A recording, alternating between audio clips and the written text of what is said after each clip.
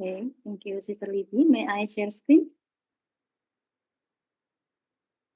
Yeah, you can share your share screen or I will help you. Oh, okay. Can you see it? Okay. Yeah, it's clear. Yes. Okay, the Honorable Speaker, Professor Trimulyaningsih from Pakistan, Associate Professor Dr. Ruhaya Hussein from Malaysia, and Arnold Yasin Mo, PhD candidate from Netherlands, and also Sister Libby Anatakia. Thank you for the opportunity to presentation. Let me introduce myself. My name is Nita Trimulyaningsih from Universitas Islam Indonesia. Here I will presenting about Islamic spiritual pathway to resilience. Like explained before, we see that resilience is the ability of a system, even if individual system or community system, to return to its original state after being disturbed. And based on this general understanding, we see that this is a process rather than in terms of a characteristic of the system. And as continual process in every moment or time we're facing the crisis, we see that this resilience can be found in everyday interaction, and it's not the result of extraordinary factor. And we understand that this resilience can be learned and can be developed also. And why we have to learn and why we have to develop this resilience? Because being resilient means providing greater opportunities for success in overcoming life's challenge. So how we can learn to develop about resilience inside ourselves? We can learn it we can learn it by see the response about resilience, which is close to term to recover, to maintain, absorb, transform, cope, recovery, resistance, and persistence.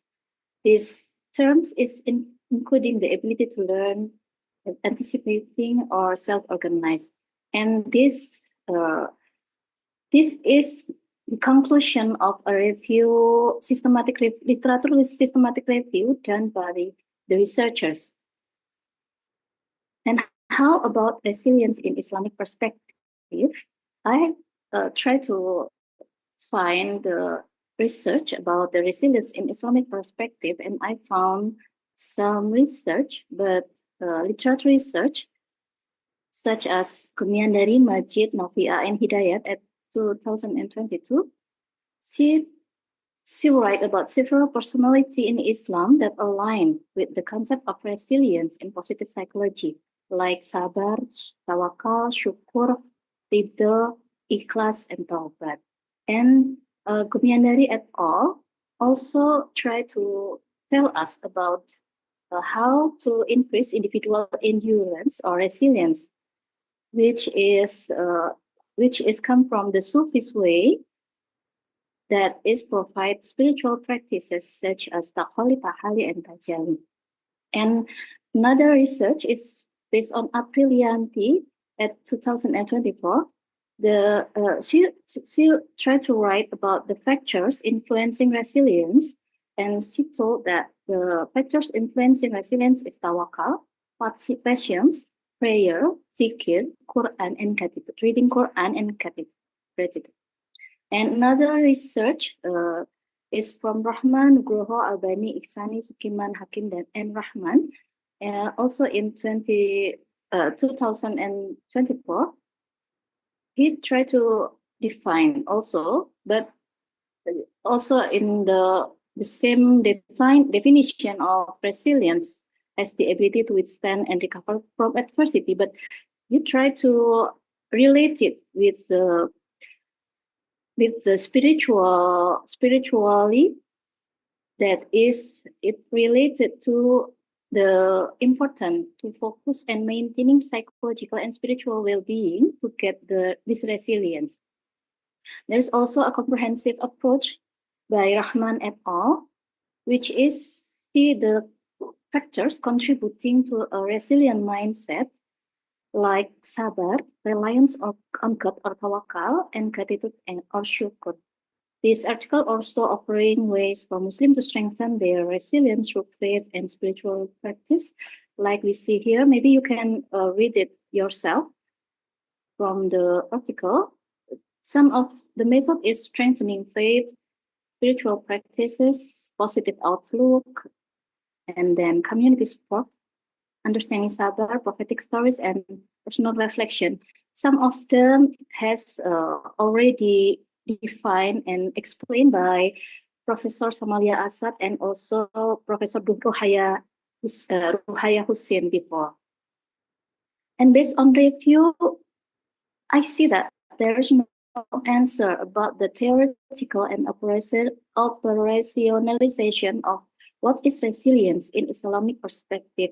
I think that this concept of resilience is need to be naturalization or Islamization in our language. And based on the general understanding, we should take it to the epistemological base of Islamic psychology, which is learned about nafs or soul. And how we can get into the epistemology of Islam about nafs, maybe we can try to get inside the nafs or soul by talking about transformation of the soul. Why transformation of the soul? Because in the general understanding before, we can see that resilience is so close and commonly associated with the response, transformation, and adaptation. So I think the way to relate about resilience and nafs, one of them is from the process of transformation of the nafs. Transformation of the nafs is especially very unique view of transformation in Islamic perspective. Transformation itself is positive changes that occur throughout the lifespan. And in Islam, it defines more specific be the process of change to achieve the ideal nafs or soul. And positive change or improvements in individual happens in some or all domains, physical, psychological, and social, like in the transformation in the West concept. But in Islamic concept, it comprehends by the spiritual domain. This change is an indicator of an increase in the soul level through the process of integrating the individual's personality to reach the ideal nafs level. So we can see that resilience is one of the qualities that indicates the higher nafs that emerge when individuals are faced with a crisis. Now we try to see how can we explain the process of making the resilience in the model of transformation. Maybe we can try to see based on the theory of the three models of transformation. The first model is adaptive models in developmental development. In here model, the resilience is seen as a result when a person succeeds in having greater mastery over the daily environment, as well as negotiating normative or age-graded role transitions, such as change from adolescence to adulthood. In this model, growth must occur at certain times in life because people are influenced by shifts in the life tasks or social roles they face. And the second model is disaster resilience model. This model emphasizes that resilience occurs as a response to obstacles and challenges, emotional or psychological trauma, or as a result of dramatic change in one's residence or living conditions. Functionally, such challenges can push a person to achieve significant new organization in her personality system. And these both adaptive models and disaster resilience models show the naturally flow transformation process when we face the daily life. But there's one special approach in the models of transformation that's very specific to Islamic spiritual pathway of transformation, that is self-awareness model or the self-consciousness model. This model views resilience as the result of a process of consciously and proactively testing oneself to achieve higher levels of abilities, skills, and other characteristics that individuals consider valuable, positive, and adaptive. It occurs each day and time a person sets aside time to consciously work on oneself. So this model of self-awareness is discipline, spiritual discipline in the spiritual pathway in Islamic psychology to gain the resilience. How can we do the self-conscious transformation practice? Before my presentation, we have seen the presentation from Brother Arnold Yassid more that have explained about the philosophy of spiritual and religion, ontology and epistemology of Islamic psychology. And here I will try to explain about the practice, about the axiology, maybe the practice of spirituality, Islamic spirituality, and what the first thing we can do to do the self-conscious transformation to gain resilience as well as the results. The first thing is remember that this is a process of lifetime. Why is it? Why we have to remember? Because we have to work on ourselves, not just when we have face-to-face learning, or when we have to pray only, or when we zikir only, but even when I wash my, when I sweep my floor, or when I sleep, or when I'm taking a bath, I will always try to self-conscious transformation practices, do the discipline practices. So we have to remember that this is the process of lifetime. And then the second one is start from focus on ourselves, nafs and ego. In here, we know that in Islam, we know that the knowing ourselves is the way to knowing Allah. And often we see that the problem is coming from another people, or maybe a problem is coming from the job, or maybe the problem is coming from our task. But actually, we have to see if we would like to do the discipline Islamic transformation practice. So we have to see anything, or maybe other people, or maybe problems, or maybe our jobs as our reflection to see the deeper insight. So we have to see everything is go back to ourselves. And the third thing is practice to become more conscious about thought, feeling, attitude, and behavior. Not merely a mental alertness that helps us to survive, like because this mental alertness is tend to make us anxious, anger, and sad. This awareness about conscious is actually is have taught by the psychological practitioners like Freud, like Maslow, or Jung. They have already taught us to conscious or aware about our thought, feeling, attitude, and behavior. And this we can integrating this awareness about thought, feeling, attitude, and behavior, and make it a discipline of spiritually discipline to get self-conscious. And the fourth, believe that our consciousness can be heightened. Like I can say that This is a transformation of the soul. So every practices we do is can make our soul or consciousness is more higher and higher.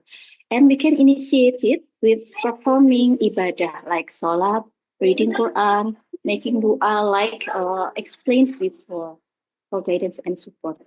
And but the tips for us to have this consciousness is don't do a worship that we do regularly. We have to add a new element of worship to your life, to our life. If we regularly do 5 times salah, so we have to add the sunnah salah, like for example. But I will say that one way that powerful to gain higher consciousness is doing istighfar consistently. How much we have to do it, we have to do it consistently. We can see that Rasulullah is doing it for 75 times a day. And how about us? If we multiply the amount of like Rasulullah, 70 times for 365 days and times to 20 years of life, how much we have to do. So if you want to start it, we can start it with istighfar, like maybe 100 or 200 for 5 times after salat. Doing it consistently, because consistent is the key for we can step to next phase of experiment. This is an experiment because we have to convince about the proof, what we feel about what the different before we istighfar or before we doing ibadah consistently. And if we convince about the effect of ibadah, and we are feel about our closeness about God, then we can shift our awareness and consciousness to higher self. Okay, the process after we do the transformation practices, maybe in the first phase is we will feel initial awaken. What is called initial awaken? Initial is awaken is the some at times where we see our unconsciousness so clearly that it seems like we see our negative sides, which has been hidden all the time. This time, like our emotion, our thoughts, our attitude. Example, our cynical response to others, how angry we are to our husband, our children, our friends, how it turns out that we have impulse that we consider disgusting, disgraceful, forbidden, that make us angry and afraid about ourselves. Maybe, and in this stage, the world seems become harder because we are still reactive to outside world or childhood experience and so on. And in this step, you will need to keep on your disciplines, don't let it, because these disciplines will purify ourselves to gain our serenity. And then we need to aware and appreciating that everything, even it seems as bad or good, Allah is the one who guide and run all the process. And the third is we need to see and value our positive growth, even if it's so little or single little, very very little. So maybe like usually I don't smile. Don't smile, and today I can smile. Now, in every little change, we have to accept it and be grateful about it, so it can give our motivation. And then, after we have to the rituals or disciplines continuously, and then we all often feels like more close to God. And this closeness to God is often experienced by the religious experience, or maybe Maslow say it like a big experience. This experience is the meeting with the sacred side of realm like Allah, like angel and nos. The meeting with the sacred side of realm in the science called as the mystic. As the process continues, we start experiences the mystics as the phenomenon of deeper and higher consciousness, like dreaming. For example, dreaming meet with Rasulullah Sallallahu Alaihi Wasallam, or maybe we meet or we see the future, maybe. Okay, and the second is reflecting ourselves into others. We are not merely see other people as they are, their faults or their negativity, but we see negativity of another people as reflecting ourselves. Oh, I see the munafik. The other people is munafik. So I see myself is munafik, like that. So this is the capacity that is have usually have by someone who have closer and higher consciousness. And then the third reality or the third experience is intuition. Sometimes we get intuition that is very simple, very little, like where I can find my book. I have lost my book for days and I couldn't find it. Please Allah give me some aims where I can find it. And then, oh, I found it. Thank you, Allah. That's a gift. Intuition found the book, or actually, no, it's a simple intuition, or maybe a big intuition, like to take one problem solving. Maybe that's a greater one. Okay, another experience we can experience about God is arrival of people who come to give the spiritual support in life. For the another people has the function to inspiring, to guidance, and give us support. And here another experience is the realm of thought. We realize more strong spiritual, strong intuition, strong insight, strong inspiration about the higher realm, faith or value. This higher realm of life, not a rational mind, which is working in our routine daily activity, but it's straightforward from Allah Subhanahu wa Ta'ala. And then connect with people who like-minded. We like the sister Samalia Asad and sister Ruhaya Hussein say that we often need social support in our practices to experience, to resilience, and this connectivity with other people who like-minded with us, who have a transformation and spiritual minded, will add some more energy to us to always consistent in the way. And then immerse in deep and intense positive emotion in our life, which will replace negative emotion. This emotion is like love, is like reader, is like tulus, sincerely, maybe. Yes. Okay.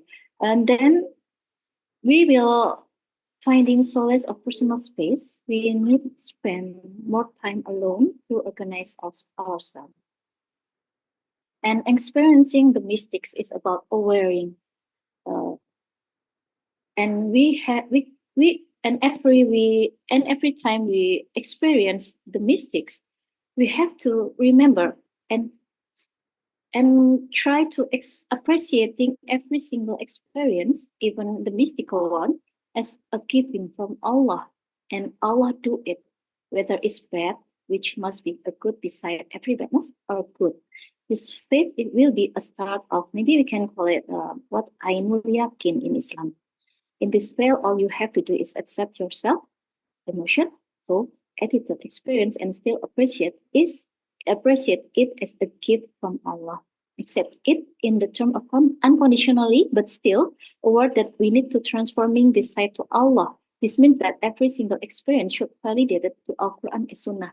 I mean, like if we feel the feeling that maybe the intuition that Well, I feel I feel a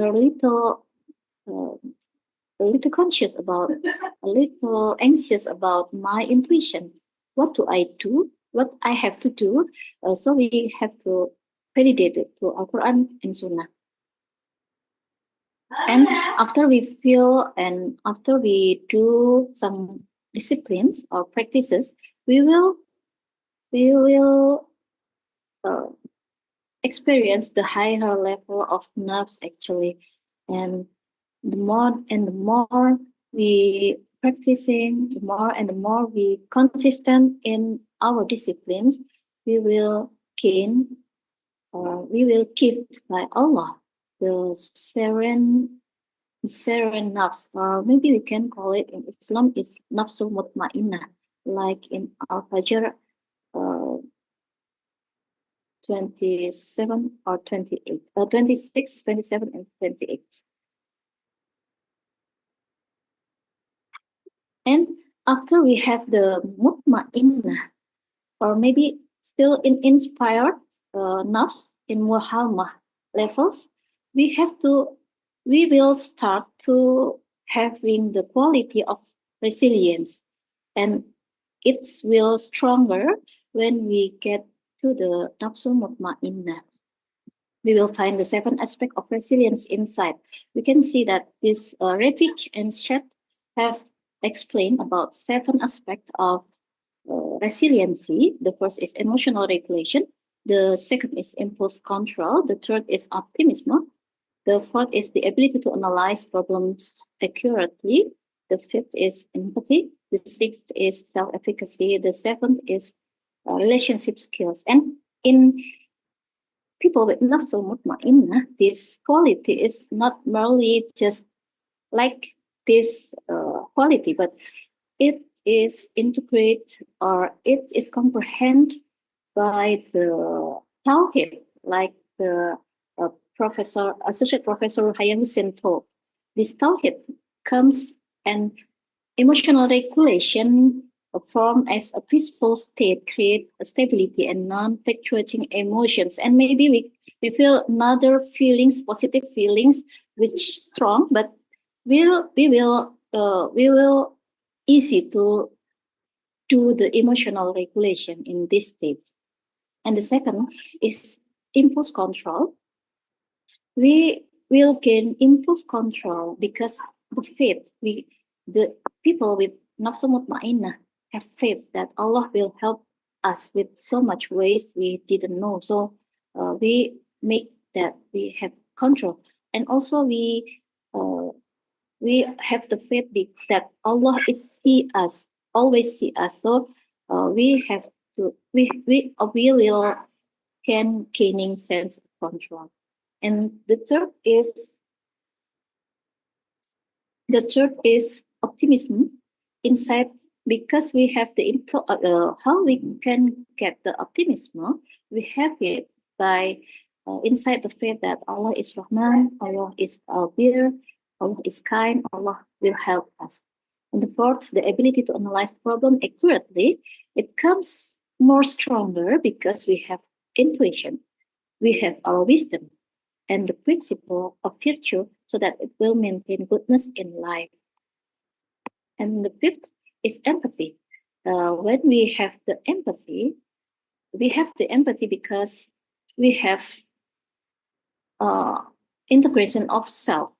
Like Jung said, that this integration is we have to integrating our consciousness with our unconsciousness, and there is no unacceptable side of ourselves. So we have in position that we have accept ourselves, and we have accept our God.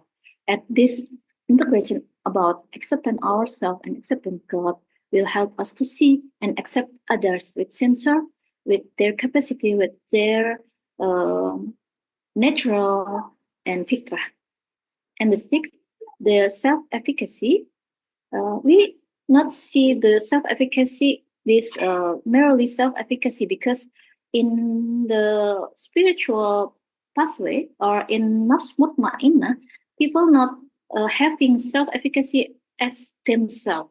They they have efficacy, but not by themselves, because they have tawakal. They have placing everything to Allah Subhanahu wa Taala. So maybe we can say that maybe we need to adapting self-efficacy in Islam in resilience as the God efficacy, because there's Allah. Because if there is Allah, everything is possible. Even it's not what we want, then Allah knows what's best for us. So I think there must be adaptation in the sixth concept of resilience. And the seventh is relation skills, specific in people with nafsu mutmainah. There's a relationship based on the virtue like honesty, sincerity, and good intention. So relation skills is not merely just be kind of to another people, or can placing ourselves in one condition, but how we can react to our environment honestly, sincere, and with good intention.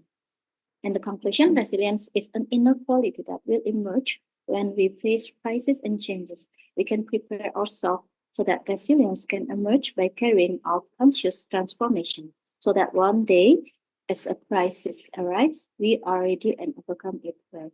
Thank you very much, Sister Libby. Please take the time to yours. Yeah.